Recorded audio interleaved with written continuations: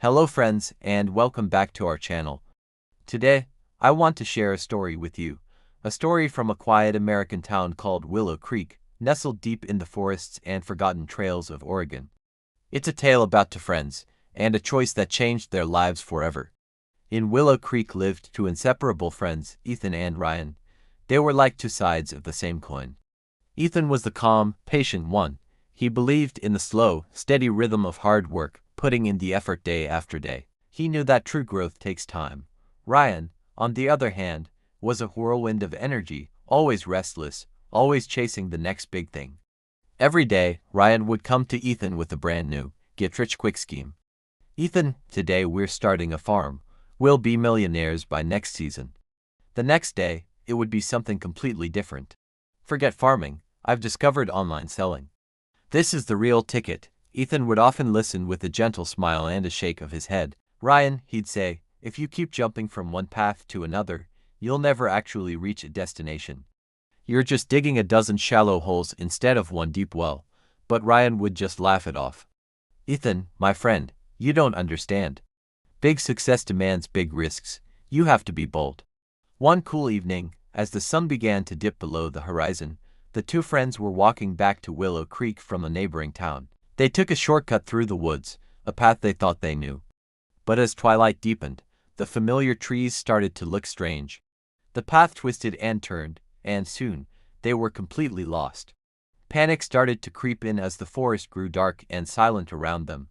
Just as they were about to give up hope, they saw it. A strange, otherworldly golden light, pulsing softly from deep within the trees.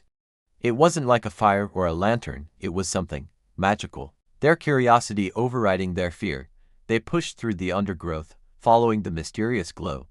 And then, they stopped, breathless. Before them stood a colossal, ancient tree, so large it seemed to hold up the sky. Its bark wasn't normal wood, it shimmered with a faint, internal golden light. And carved into its massive trunk was a small, perfectly formed wooden door. Hesitantly, they pushed the door open. Inside, the light was warmer. A very old man sat quietly on a stool, his face a map of wrinkles, his eyes holding a timeless wisdom. He looked as ancient as the tree itself. Ethan, always polite, stepped forward. Excuse me, sir, who are you?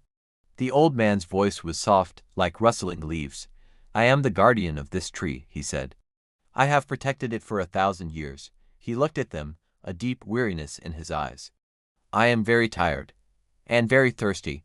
Could you do an old man a kindness and bring me some water from the stream nearby? Ethan didn't hesitate for a second. Of course, he said, and immediately turned to find the stream the old man had mentioned. But as Ethan hurried off, a different thought was racing through Ryan's mind. He looked at the glowing tree, at the ancient guardian. This is it, he thought. This is my chance. This old man must be guarding something incredibly powerful, a great treasure. If I serve him, if I do what he asks, he'll surely reward me with gold or jewels. My shortcut to wealth has finally appeared. So, Ryan also rushed to help, but his heart was filled with calculation, not compassion. When they returned with water, the old man drank deeply and gave them a grateful smile.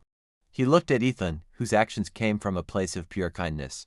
Then he looked at Ryan, whose eagerness was tinged with greed. The guardian reached into a hollow of the tree and pulled out a tiny, vibrant green sapling. He handed it to Ethan. Take this, he said gently. Plant it in your yard. Care for it with an honest heart and unwavering patience. That is all. Ryan's face fell. He stared at the little plant in disbelief. That's it. He muttered under his breath, disappointment turning to anger. After all that service, after finding a magical tree, all we get is a little plant. The old man simply smiled, a knowing, sad look in his eyes. As they started their journey back, the path now mysteriously clear, Ryan couldn't contain his frustration. He turned to Ethan, mocking the small gift. A plant. Are you kidding me? I say we go back there right now, forget the old man, and just break off a branch from that glowing tree. That's where the real wealth is. We could sell it for a fortune. Ethan stopped in his tracks and stood firmly in front of his friend. No, Ryan, he said, his voice steady. We won't do that. The old man was kind to us. Greed always destroys what patience builds. Don't let it blind you. But Ryan was too angry to listen. You're a fool, Ethan, a fool with a twig. He shoved past his friend and stormed back toward the glowing tree, intent on taking his fortune by force. The moment Ryan turned his back on Ethan, a profound silence fell over the forest. The chirping of crickets stopped, the wind died down. Then, a powerful voice, seeming to come from the trees, the ground, and the sky all at once, echoed through the woods. Your reward will always match your intention. The ground beneath Ryan's feet began to tremble violently. He looked up in terror as the magnificent, glowing tree began to fade, becoming transparent until it vanished completely, taking the old man and the little door with it. Ryan fell to his knees, the forest now dark and ordinary. He had chosen greed, and in an instant, his great treasure had turned to dust. The next morning, he stumbled back to Willow Creek, defeated and empty-handed. Days turned into weeks, and weeks into months. Ethan took the sapling home and planted it carefully in his backyard. He didn't expect a miracle. He simply did what the old man had told him to do. Every morning, he watered it. He protected it from harsh weather and pests. He tended to it with patience and care, asking for nothing in return. And slowly, almost imperceptibly, his own life began to change. Strange opportunities started to appear. A new client would call out of the blue. An investment he made long ago would suddenly pay off.